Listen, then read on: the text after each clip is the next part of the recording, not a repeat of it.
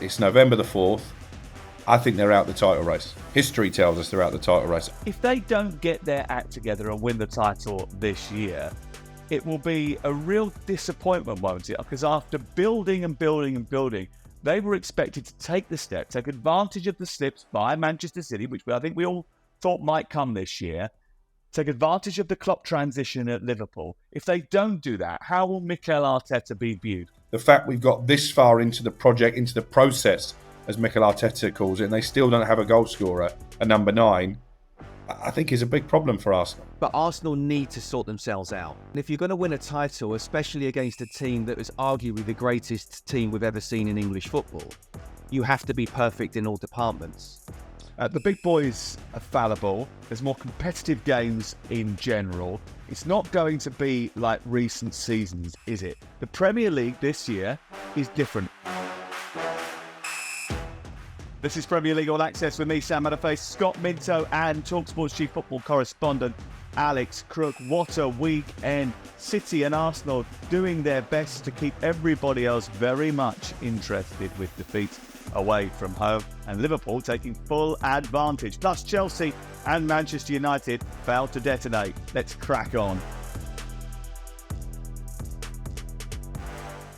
What a weekend we had. Manchester City and Arsenal keeping the Halloween theme going with a couple of scary performances. And Chelsea and Manchester United doing their best to ruin a big display for everyone by forgetting the fireworks. But Scott and sexy Ruben Amorim lookalike Alex Crook, credit to Eddie Howe and Andoni Iraola for doing very good jobs at the weekend. Scott. Yeah, is he just giving his sultry look there now? Is that Yeah, he did. He did. He gave us the eye. Did you see that? Smoking. Look, I think the buzzword for the weekend for the smaller teams against the big teams was intensity. And I don't just include, don't want to say Newcastle is necessarily a smaller side, but Arsenal obviously going for the title itself. It was a brilliant performance from Eddie Howe's men. I also thought it was a really good first half from Brighton at Anfield. So, it was one of those which I think just shows just how relentless and how good the Premier League is, where you have to be at it 100% the whole time. And if you're not, you'll get found out, and fair play to Liverpool. They managed to turn it around. But in terms of Eddie Howe, absolutely. They got the early goal. It was a wonder cross. It was a David Beckham-like cross from Amanda. It was just sensational. And I know you can sort of criticise Gabriel for not being really touch tight to Alexander Isak, but that was just an incredible cross. And then defensively, what they were able to do was negate an Arsenal side that's definitely off it at the moment, and I'm sure we'll come on to them. But they were intense. They were making sure they were in their faces completely. They defended superbly. The two fullbacks for me were incredible. I mean, Lewis Hall and Livramento as well. Whenever there's one-on-one situations, they dealt with them. I think Lewis Hall needed a little bit more help because I think Saka was the better player, and obviously he created a couple of chances late on. But just that is what Newcastle were about 2 seasons ago. The big boys are fallible. There's more competitive games in general. It's not going to be like recent seasons, is it? The Premier League this year is different, Crook. Yeah, and I think it's different because of the quality of coaching. Andoni Iraola is someone who maybe goes under the radar a little bit because he isn't the most charismatic of characters. He just doesn't really give you a line as a journalist in a press conference, but he goes very quietly about his business. He improves players. I don't think Dominic Solanke would be scoring goals for Tottenham if it wasn't for Iraola's coaching and the improvement that he made under his watch last year. And they're a good team, Bournemouth. They are able to sign Brazilian internationals for record fees. They're able to pick up young talent like Milos Kerkez, who I thought was brilliant in the game at a time when teams like Manchester United and Chelsea are also casting admiring glances in his direction. But I've got to praise the recruitment as well, because in Antoine Semenyo, he's a player, and that I've been talking him up right since the start of the season. They spent a lot of time scouting him. They spent a lot of time negotiating with Bristol City to get the best possible deal. And you look now, the money they paid for him looks an absolute steal, because if he continues to perform week in, week out like he did on Saturday, one of the big boys is going to slap down some serious money for him. So teams like Bournemouth, Brighton, I mean, we've known about them for a couple of years. They are capable, aren't they, of giving these big teams a bloody nose. And what a run for Bournemouth. 7 points from 3 games.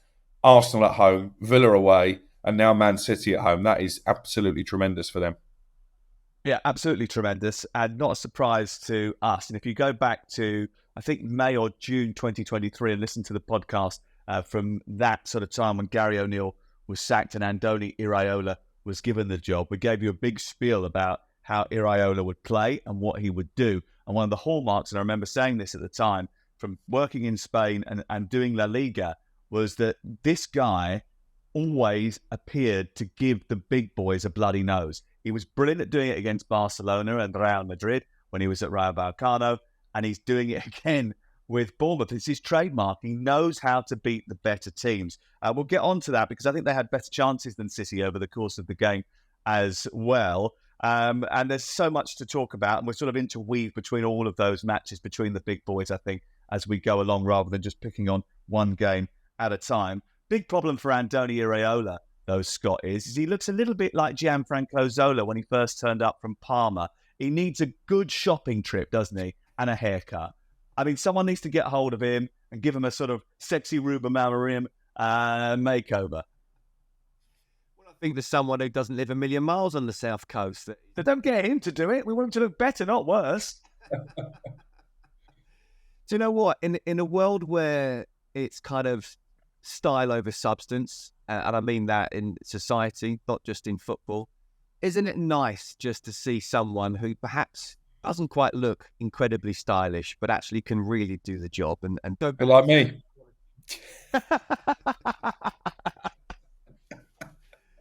To look good is great if you can, but if you can't, don't worry about it. The main job is to try and make sure your team wins football matches, and he's doing Absolutely.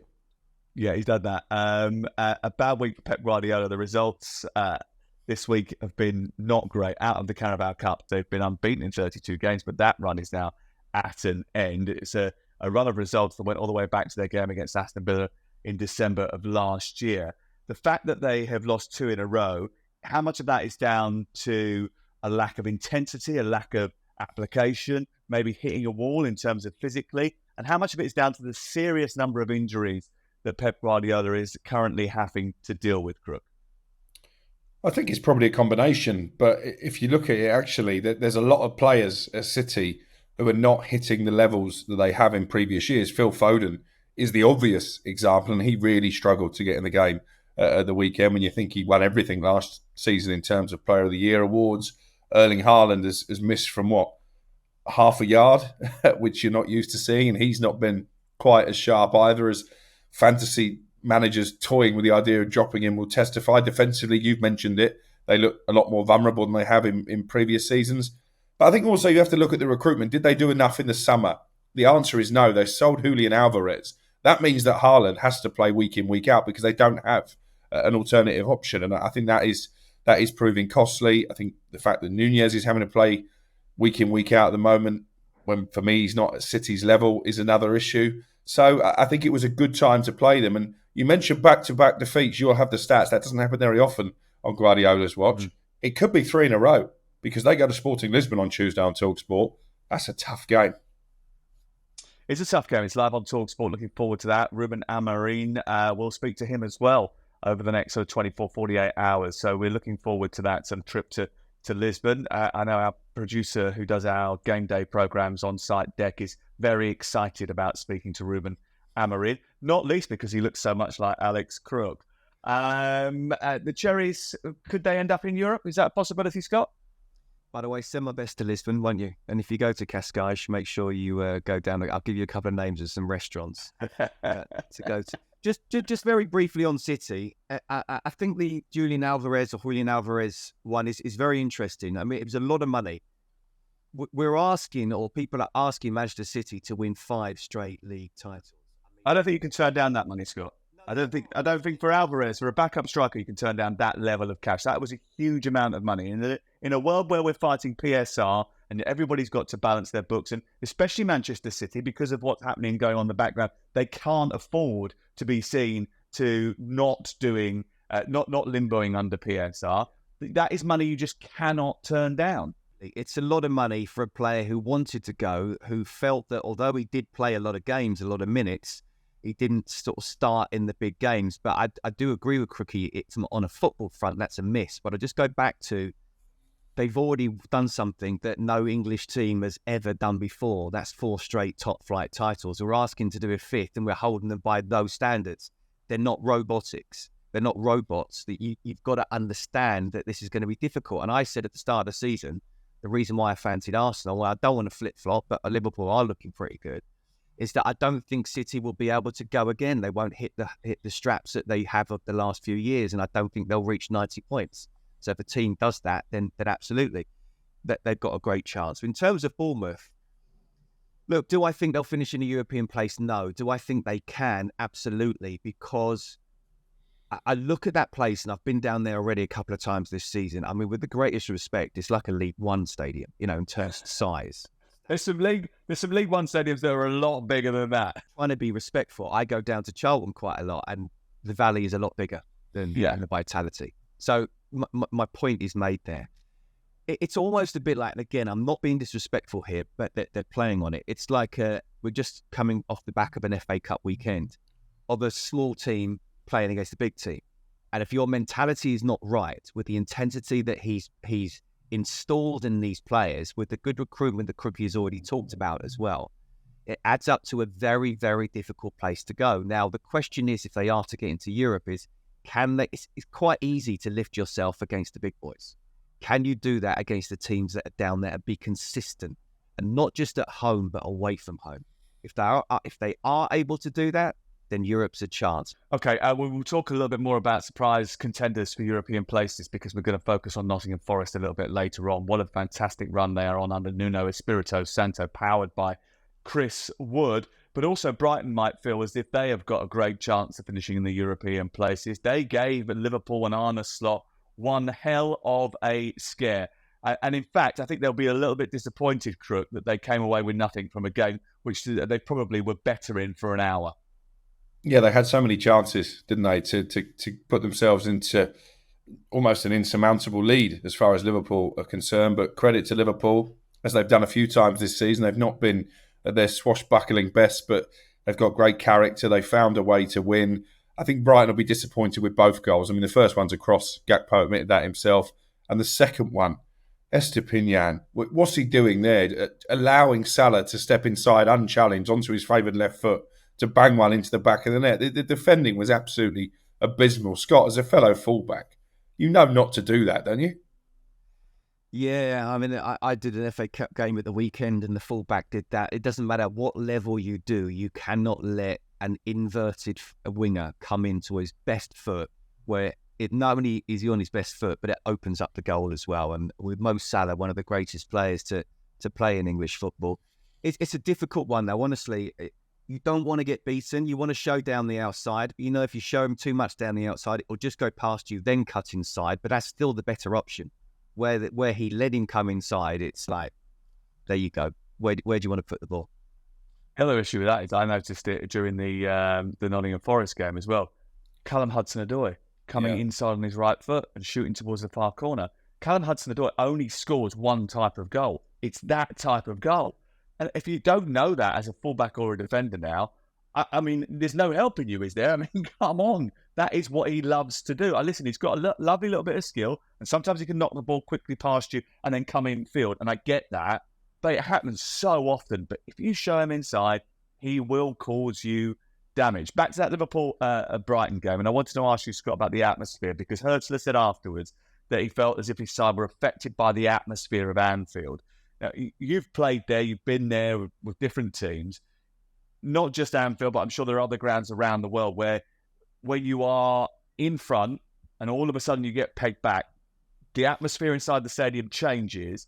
Why does it affect you, and how does it affect you as a player of the opposition?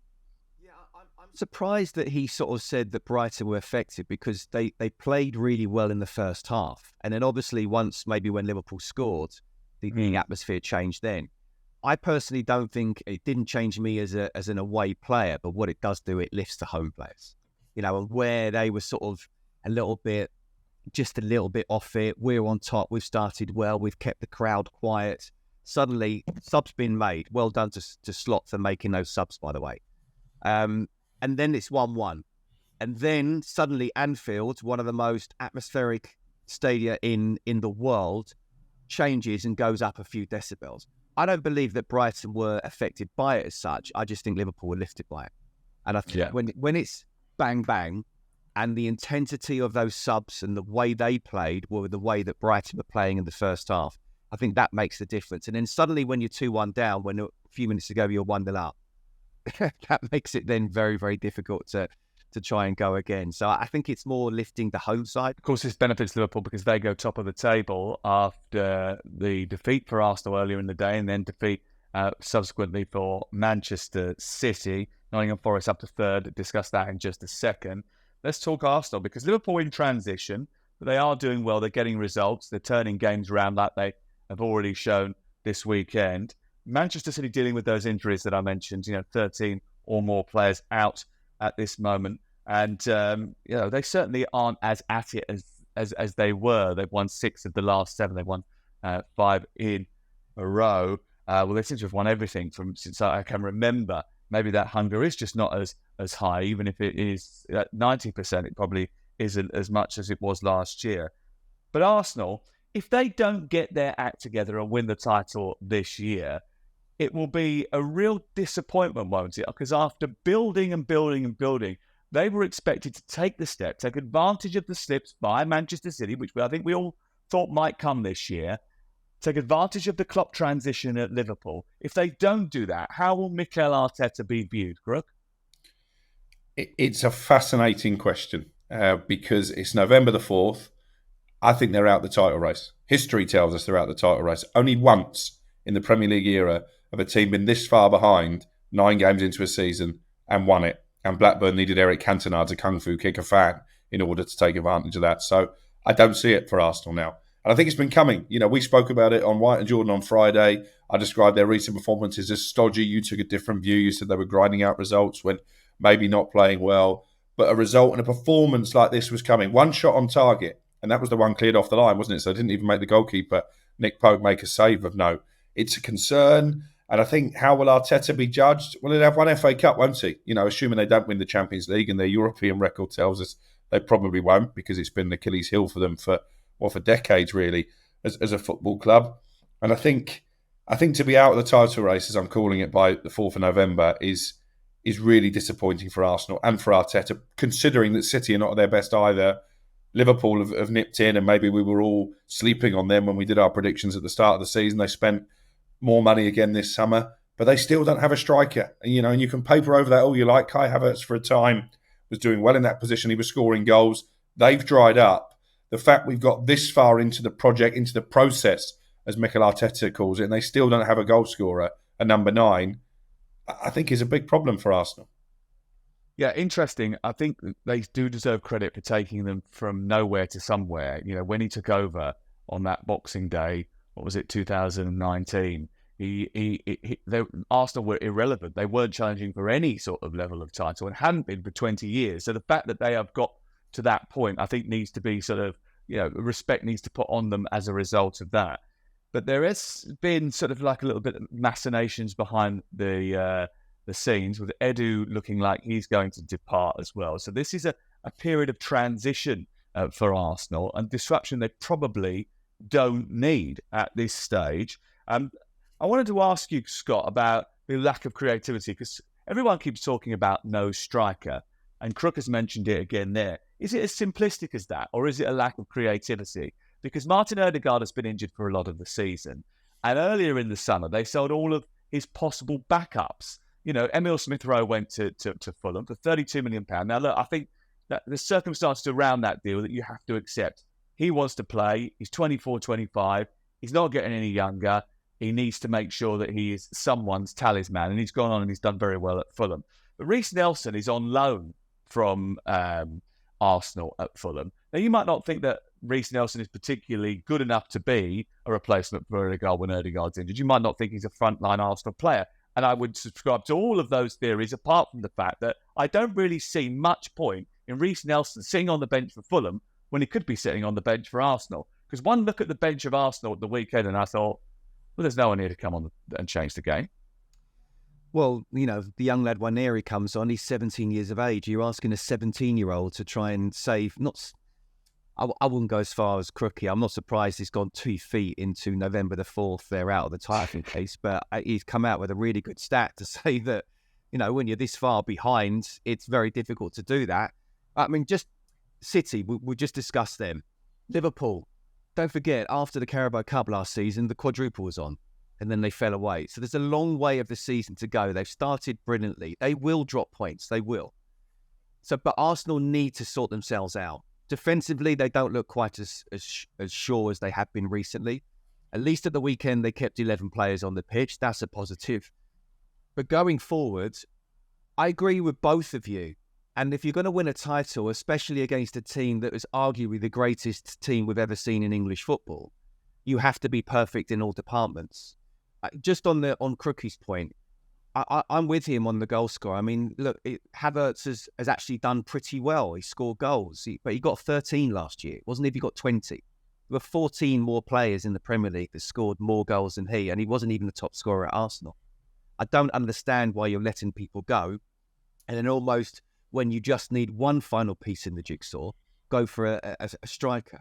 But you're right, Odegaard is a big miss. There are lots of creative players that have been let go, but are they good enough to step in and be that Arsenal sort of number 10 when Odegaard's not around?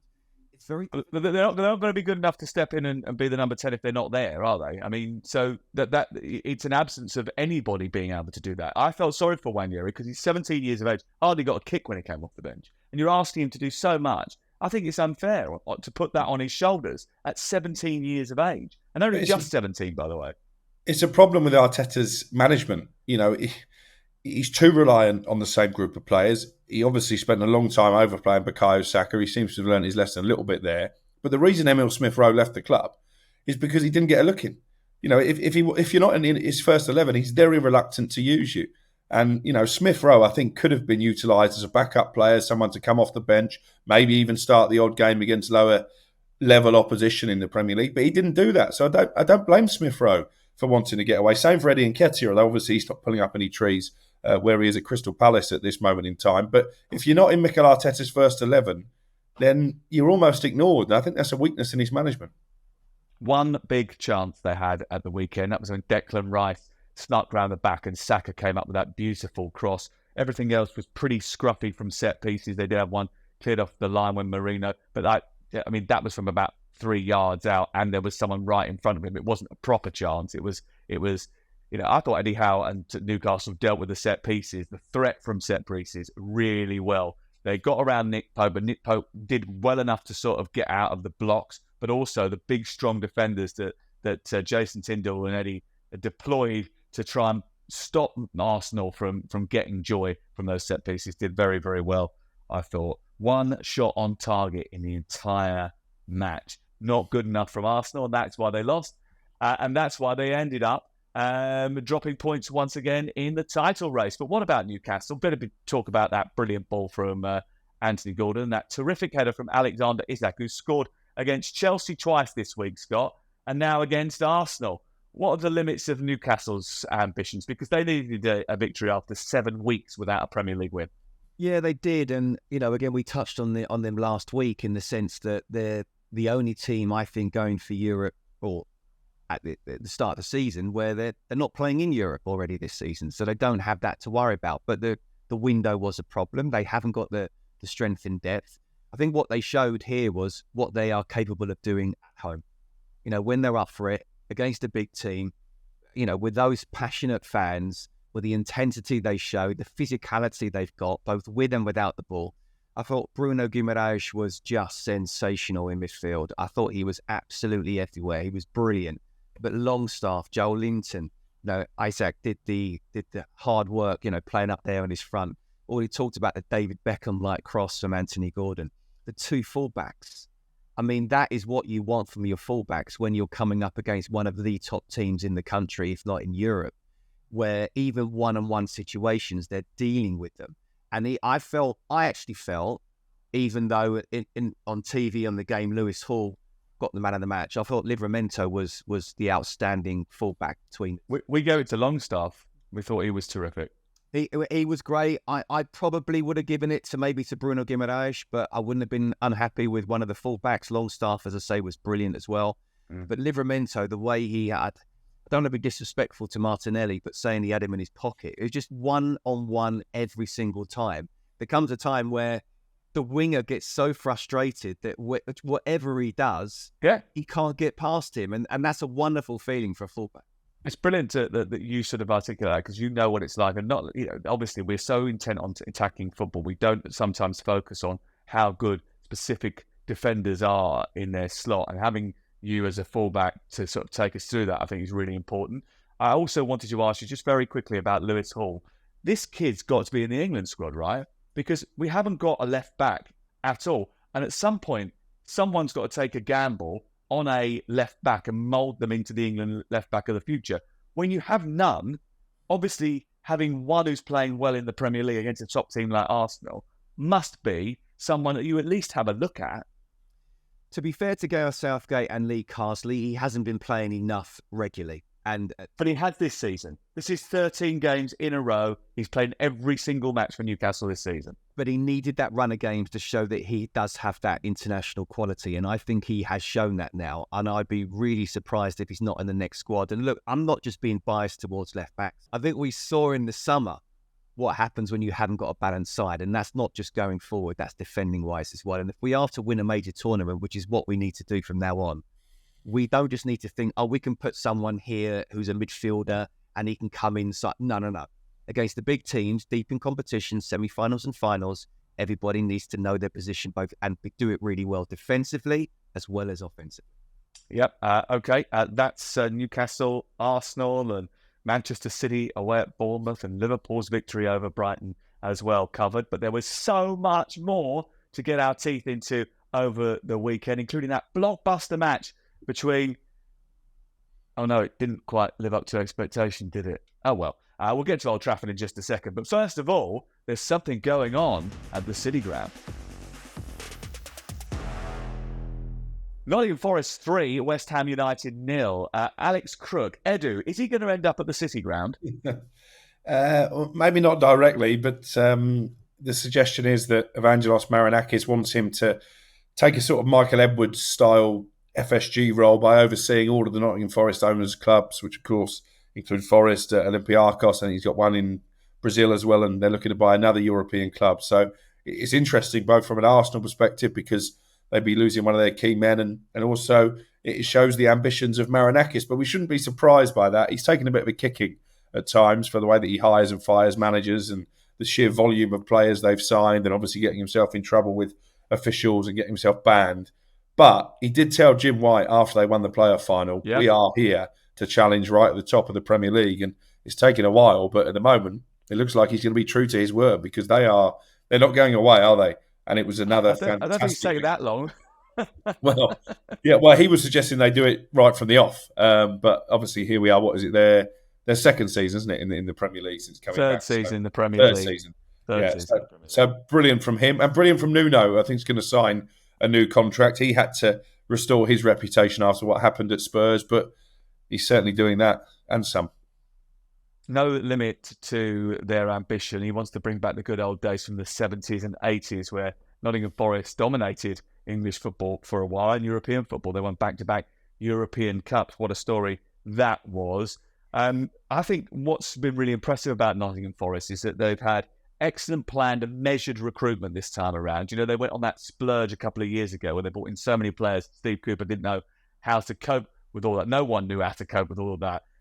But he still managed to plot a course to survival and did actually okay. I think they would have stayed up under him even if he had us stuck around last year.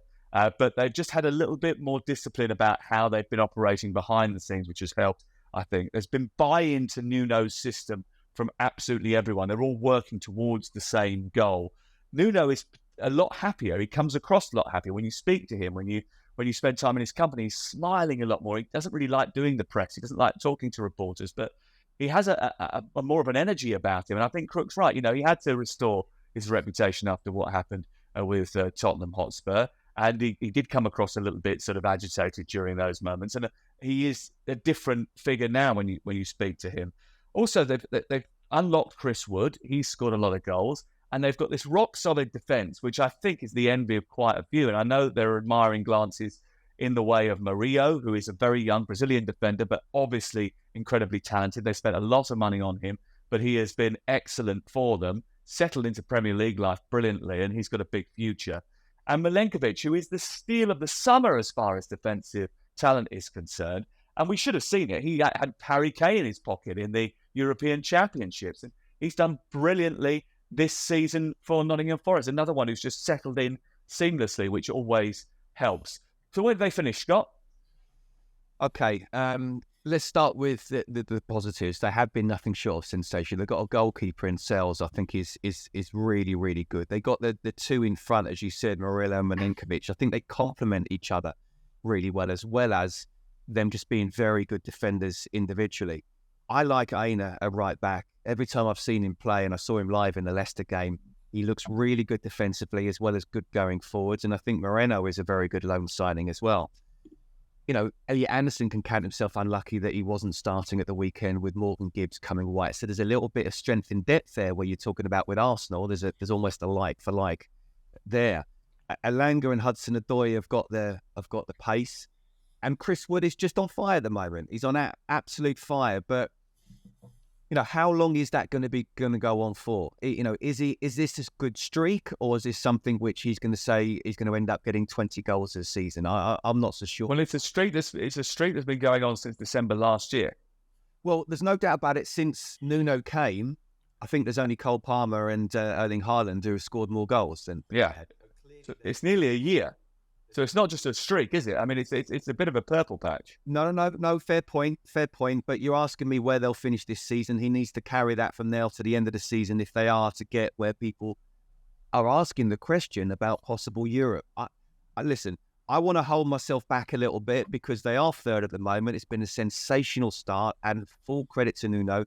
But when I covered at Wolves, I thought he made Wolves a very, very good side as well. But they are just 4 points ahead of 10th. Yep. Knee-jerk Crook will be straight in there and saying that there's no chance, or there isn't every chance that they'll get there, and then 3 weeks' time they'll say, "I told you they'll never get there." Just on that, so 4 points ahead of Newcastle, who they've got next before the break. Then there's Arsenal away, Ipswich at home, City away, United away, Villa at home. Let's see where they are after that run again. Yeah, it's not the same as Wolves either, is it? Because they've got... At Wolves, he was playing a back three, he's playing a back four, which gives him an extra body in midfield further up the pitch, but they're still very compact. I like Nico Dominguez. I think he's a good footballer. And they've got that pace on the counter-attack, which is where they cause everybody problems. Chris Wood now 1 goal away from the Forest Premier League record set by Brian Roy. He is sort of like Nuno's Raul Jimenez of the Nottingham Forest generation, isn't he? Crook, where do you think they finish? I tend to agree with Scott because I know they've been to Liverpool and won, but I think also their position is helped by a reasonably kind fixture list. And Scott's just listed some of the games that they've got on the horizon. I think we'll know a lot more about them by then. And Chris Wood won't keep scoring goals. You know, he's not going to win the Premier League Golden Boot with the greatest respect in the world. Well, if Erling Haaland keeps missing from a yard out, then you never know. He might. Well, and don't forget, there were many, many people who were saying that they would go down this year. They're not, including 2 people on this very show, I believe. Hands have been up on that already, mate. We've already said, you know, I thought the issue was that, you know, that they wouldn't score enough goals. I didn't think they'd score enough goals. I thought that they would find themselves sort of like playing like a team that was sort of, as they are, they're very compact, but they didn't have the threat on the counter. But all of those players who haven't really been regular goal scorers anywhere else at this level are delivering, and that's great. That's good recruitment. So hands up, they've done very, very well indeed. But, you know, so we've got to pick someone to go down. We couldn't all just go Southampton, Ipswich, Leicester. Someone had to try and think a little bit outside the box, and we tried that. And sometimes we get it wrong, sometimes we get it right. For example, when everyone was telling the world that Forest were going down 2 years ago, even when they were rock bottom, someone said, "Don't worry, they'll be all right. They'll be all right." And guess what? They were. But we don't mention that anymore, do we? Talking about a team that aren't all right, your old mates, West Ham United, Julian Lopetegui, has got a big problem. And Crook, is he under threat? Not immediately is the message that I got out of West Ham yesterday. I think. God, that fills you with confidence. Well, I think it probably does actually, because David Sullivan isn't someone who really likes firing managers. You know, he does give them the time. West Ham fans would argue he gave David Moyes too long, although Moyes gets a better West Ham manager with every passing week, doesn't he? So I think he will get the time. They've got Everton next, I believe, before the international break, which is quite a key fixture. I think the big issue for Lopetegui, from what I'm told, is the players are not really buying into him. And when that happens, it can be difficult to turn it around. So he needs results. He needs them quickly. But when you think they had Ruben Amorim in the palm of their hand, terms pretty much agreed, and then Sullivan decided to go in a different direction, that looks pretty foolhardy now. Weird. Very, very weird situation. But anyway, that's down to them to sort out. Let's move on to Spurs and Aston Villa. Came as no surprise to Spurs fans that it was Aston Villa that opened the scoring. I mean, it happens all the time, doesn't it? But one of the things that we accuse them of is being Spursy. But at home, it's the other way around, isn't it, Scott? Because they've conceded the opening goal on 12 occasions in 2024, but actually they've picked up more points from losing positions at home than any other team in 2024. So maybe we should call them something else. Maybe Spursy means to come back from behind now. A new definition for the dictionary. I think at home they're very good at that. And I think at home I've covered them a few times where there's something about the start of the second half where they really kind of go for it. But I actually thought even at half time, I was thinking to myself, do you know what? Spurs are the better side here. I like the way they played. I think not that Villa were hanging on in, but I thought they were really, really good, Spurs. And I think they are. I think it's almost a home and away, and they need to get somehow that mentality where you're not going to get that support behind you. Away from home, you're still able to produce that type of performance. It wasn't a 4-1 game, though, was it, Scott? No, it wasn't. I watched it with my old man, actually. I said it was a 2.5-1 game. Yeah. It's almost like it was a bit better than 2-1. It wasn't quite a 3-1. And Villa is definitely a harsh scoreline, but I thought Spurs completely deserved to win that game. And with the second half and the way they kind of sort of dominated, really pleased for Dominic Solanke. Want him to do really well. I'm still, waiting for him to do it on a consistent basis. We've just been talking about Chris Wood and Forrest and the players that they've got. Or can they do that over a whole season? Not necessarily a year, but a season. Dominic Solanke, if he does that regularly, we know that Harry Kane, what's going to happen on the England front if he can produce that performance he did last season for Bournemouth in a Spurs shirt, then suddenly he gets to be alongside Ollie Watkins as to who should be the person to fill in for Kane, or maybe even surpass him. But I thought it had a bit of everything. And I thought from a Spurs point of view, those Spurs fans cannot be called Spursy because that was a really good performance, especially in the second half, but even in the first. Villa running out a little bit of steam, aren't they? Their running stats yesterday showed a lack of intensity. Is there a chance that Unai Emery has got to try and freshen it up a little bit? Because obviously they've got lots of competition. They played in the League Cup last week. They played in Europe every single week. They've got relentless Premier League games. It's starting to take its toll, I think. Yeah, I think so. I think it's difficult to overreact to one defeat. As you guys have said, the scoreline was slanted. But as you mentioned, Sam, the fact that they seem to be following up European games with below par performances is going to be a problem. It has been a problem for Unai Emery historically. I think our esteemed kickoff producer Keelan, big Arsenal fan, so obviously he never misses the opportunity to give Unai Emery a kicking when he can. He suggests that when he does, whenever he's done well with the club in Europe, their league form has suffered. And actually, I think I remember going back to that Europa League final when Villarreal beat Manchester United. They were mid-table in Spain at the time, weren't they? Yeah, I mean, that was probably about right for Villarreal, though. I mean, let's not pretend that they should be in the top four every year. I mean, they've done very well recently, and actually, they had 3 coaches last year, but ended up getting higher up the table eventually. But they're not always in the top 4. But yeah, he did a good job the first season. Second season, obviously won the Europa League final with them. So I think they'll take that.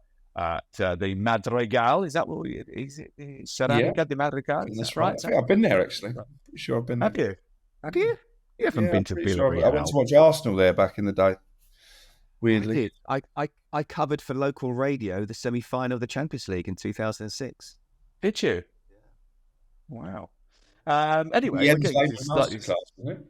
I think did Raquel miss the penalty, or they wouldn't say something like that. Yeah. We But digress. anyway, let's shake that off and go back to Tottenham Aston Villa and give Ange Postecoglou a bit of toffee. We won't ask Crook to do that, but we will ask Scott. Big, bold calls. He took off Son. He said it was all planned, mate. Yeah, right. No one told Son because he was absolutely furious about it. I mean, why did he do it? I mean, obviously, maybe he was protecting him for injury or whatever, but it certainly wasn't planned because Son knew nothing about it and was absolutely furious, was seen swearing profanities on the bench. Senior players do not like it when they are taken off against their will, especially captains of football club who have just, Scott, created a brilliant goal with a wonder cross.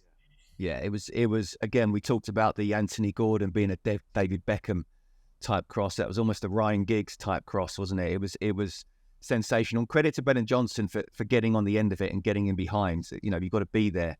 And then it looks a simple finish, but well done for getting there in the first place. Look, I mean, this is what managers are decided by and defined by the decisions they make and then what happens afterwards. It's all about winning football matches, and whatever a manager decides to do, if they win a football match, it was the right decision. If they don't win the football match, especially if they lose it, it was the wrong decision. But what he's shown he's not afraid to do is make the big call. He's taken off his captain, who's not just his captain, but has just set up a fantastic goal.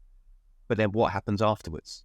You know, so again, he can turn around and say, whether it is a fitness thing and looking after him from a physical point of view, he can turn around and say, look, the stats are saying this. I know you want to stay on, but the stats are telling me this, so I just wanted to give you this, and then look what happened afterwards. He's a team player, Son. He'll get it. But he's also a very good professional. And any good professional is going to be annoyed coming off when the game's in the balance and you just set up a brilliant goal as well. So I'm not surprised for me to either end.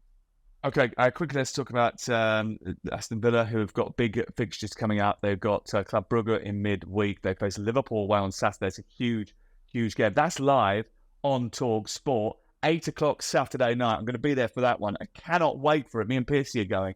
It's going to be a super match, and it's a test of both credentials. But this is the wrong moment for Aston Villa to be having that fixture. Talk to me about Pau Torres. Now, you know I get on his back quite a bit, Crook, but yeah, he's an elegant defender, and he's great when he's got time and space on the ball. He's good on the ball, and this is what I was saying to you right at the very beginning. But the pace of the Premier League sometimes undoes him, and when he gets pressed, like he did the other day against Tottenham, he's in massive trouble. He had a stinker. He had a stinker on Sunday, didn't he? Yeah, and you couldn't wait to rub that in. I was with Perry Groves at Old Trafford. I'd not even seen the goal at that stage. He's like, oh, Sam's just texted me about Pau Torres before I'd even seen a replay of the goal, by the way. So, yeah, listen. We had that as the first thing to talk about today, but it was cut by the producer. Let's put it down the running order a little bit. The Pau podcast. But you're right. Listen, he didn't have a great afternoon. And defensively, actually, they don't keep many clean sheets, do they? Despite the fact they've got a very good goalkeeper, they are a team who give you chances and make errors at the back. So I think that's going to be a problem for Villa moving into a tricky run of games. Not just Liverpool away. They've got Juventus at home in the Champions League coming up. They've got Chelsea away, and we know how good Chelsea are at the moment. They've got Brentford away from home, although Brentford's away record is appalling. So some tricky games to come. We're going to learn a lot about Aston Villa between now and Christmas, I think. One thing we didn't learn a lot about was Chelsea and Manchester United yesterday. Let's get into it. We're not going to waste too much time on this because there wasn't much to sort of get our teeth into, and we've spoken about these two teams probably more than we have any of them. I'm going to say three things about the match, and then I'm going to let Crook, who was there, have his say, just very quickly, and then there's Scott, who's, like me, rather interested in what Chelsea are doing. So, first of all, these two used to contest titles, but what was worrying for me yesterday was how far they looked away from doing that. I mean, not just how far, how far. I mean, this is a long way back for both of them, mainly because of the naivety with Chelsea. Chelsea, I thought, actually had a really average game. That was one of their worst performances of the season so far. Conversely, I thought Manchester United, for their standards recently, played better than usual. Does that tell you something about where they are in the food chain as well? And Chelsea, in the final third, lacked quality. They had some really good opportunities, really good situations, never managed to sort of turn them into clear-cut chances and proper winning moments. I thought Caicedo was excellent. I thought Lavia was excellent in the game. I thought they won that midfield battle, and I thought the Caicedo volley was terrific. But I also thought Manchester United, because they play in moments, they don't do much else. Fernandes should have scored. Garnacho should have scored. Rashford should have scored. Those three chances were game-changing events. Crook, what did you make of it? My takeaways. I spoke to Ruben Nistelrooy after the game and asked him, as a former striker, part of a team that used to bang in goals, how worried he was by the fact they've scored, nine goals now all season. He said he wasn't worried because they created chances and sooner or later they'll go in, and I sort of get where he's coming from there. I think Been saying that for a long time. Garnacho is frustrating. He got caught offside twice when he didn't need to. He too often makes the wrong decision. He doesn't track back at all, and that leaves massive gaps. I think he's a mercurial talent, but he needs a proper coach to get hold of him and work on the basics of the game, and then I think he'll be allowed to flourish. I think that's priority number one for Ruben Amorim. I think Ugarte is still struggling with the pace of the Premier League. His best performances have been in the Europa League and in the EFL Cup against Leicester. But you're right, Chelsea dominated that midfield and he got booked early and was floundering after that. But I thought United showed teams what to do against Chelsea, because if you keep Cole Palmer quiet, then their creativity dries up, because you've listed the Manchester United chances. You can't list too many Chelsea opportunities. So if you do a job on Cole Palmer, then you're going to get success against Chelsea.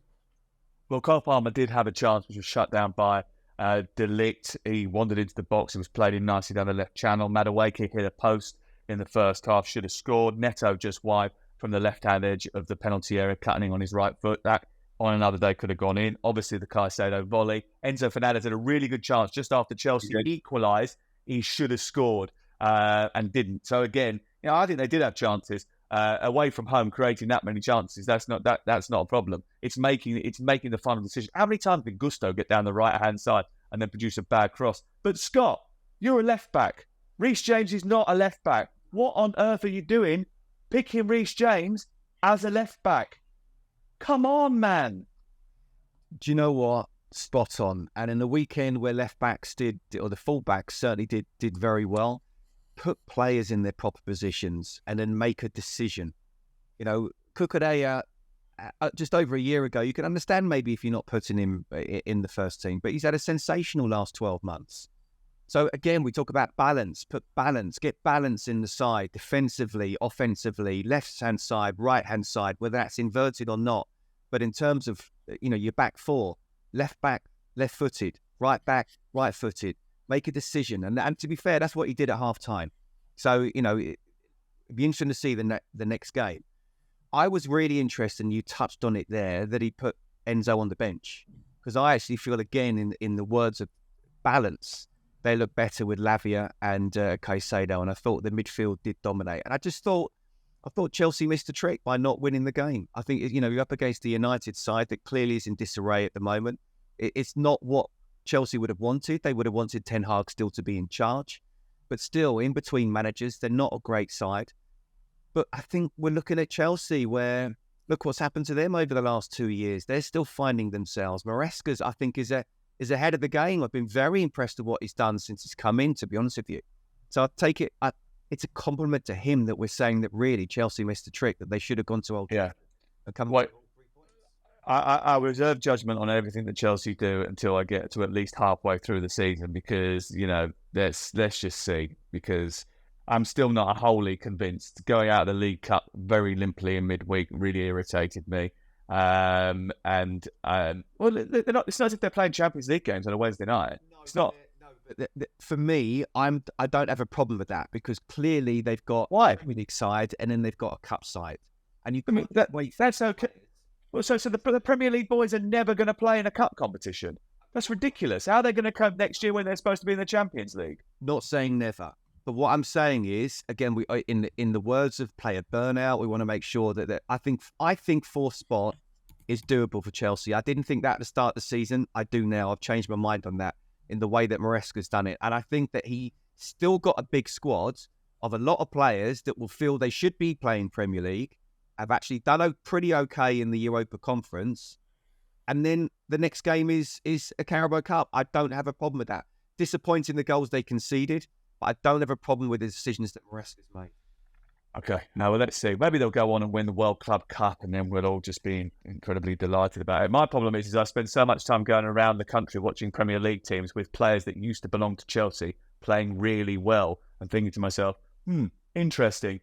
Why on earth have Chelsea got rid of half of the youth teams that they've been generating over the course of the last 10 years, and then brought in loads of players who aren't as good? It's really strange. But anyway, that's just my view. I'm 100% behind you on that in terms of the recruitment and the idea behind it. But what Maresca has done since he's come in, I've been very impressed. Okay, Chelsea then go away with a point, as always, because it's the most drawn game in the Premier League. Southampton got all 3 points against Everton. They beat them by a goal to nil. Well done to Russell Martin. He has got his first win in the Premier League. He will be absolutely kissing the feet of the VAR as a result, won't he, Crook? Well, for a couple of reasons. Obviously, the offside call, which was very tight. I'm still not completely convinced they knew, which is why it took so long. But also the Jan Bednarek challenge on Beto, not dissimilar to what we saw at Bournemouth a few weeks ago when William Saliba was sent off. I think I agree with Sean Dyche, having watched it a few times, that could easily have been upgraded to a red. But yeah, delighted for Russell Martin because he's taken an awful lot of stick, not least from his own fans. So relief for him, and he was visibly delighted when I spoke to him afterwards. So was Aaron Ramsdale. Brilliant performance from him. 2 magnificent saves. And if they got any chance of staying up, and I still think they'll probably go down, he is going to have to make a lot more saves, isn't he? Yeah, congratulations then. Well done. Not a great day for Everton, but the better days hopefully will be on the horizon with the new takeover and what's going to happen there. I think they'll probably do some business in January. We've got to go because Crook's got a gig doing a bit of corporate entertaining as a sexy Ruben Amorim lookalike up in Manchester. And Scott's got a modelling deal in the window of Selfridges. And I've got to go Fulham Brentford. So thank you very much for joining us. We appreciate it. talkSPORT's got Fulham Brentford Monday night. Tuesday night, we've got Sporting against Manchester City. So we're really looking forward to that one because of the story surrounding Ruben Amorim. Wednesday night, more Champions League football. Thursday night, Manchester United in action, Tottenham in action in the Europa League as well. Friday night, live football. Saturday night, Liverpool against Aston Villa. Huge game, only on talkSPORT. And then Sunday, Sexy Crook, Amorim lookalike, and I will be at Stamford Bridge together for Chelsea against Arsenal. Looking forward to it all. It's talkSPORT. It's the place to be. Download our app, flick through all of our stations, and you'll get the best sporting content anywhere on the dial.